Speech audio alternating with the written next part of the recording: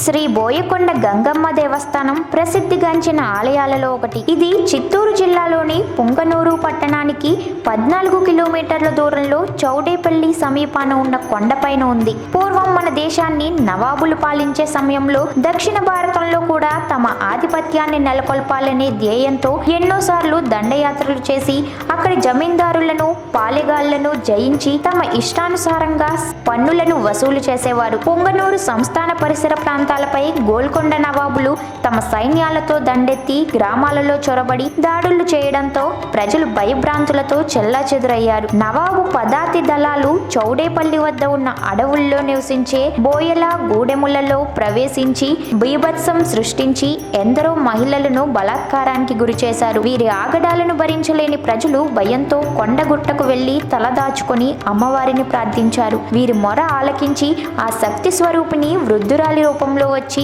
బోయలకు ధైర్యం చెప్పి వారందరినీ ఓదార్చిందని ప్రతీతి. వృద్ధురాలి రూపంలో ఉన్న శక్తి స్వరూపిణి తన ఖడ్గంతో నవాబు సేనలను హతమార్చింది. అమ్మవారి ఖడ్గదాటికి రాతి గుండ్లు సైతం నిట్ట నిలువునా చీలిపోయాయి. ఇప్పటికీ కొండపై నిట్ట నిలువుగా చీలి కనిపించే అతిపెద్ద రాతి గుండును మనం చూడొచ్చు. ఆ విధంగా నవాబు సేనలను హతమార్చిన అమ్మవారిని తమతో పాటు ఉండమని ప్రార్థించగా ఆమె వారి కోరిక మేరకు దొర బోయకొండ గంగమ్మగా ఆ కొండపైన వెలిసి భక్తుల కోరికలను ఆనాటి నుంచి తీరుస్తుంది. భక్తులు బంధుమిత్ర కుటుంబ సమేతంగా వచ్చి అమ్మవారికి జంతు బలులు సమర్పించి తమ కోరికలు నెరవేర్చమని భక్తి శ్రద్ధలతో ఈమెను ప్రార్థిస్తారు.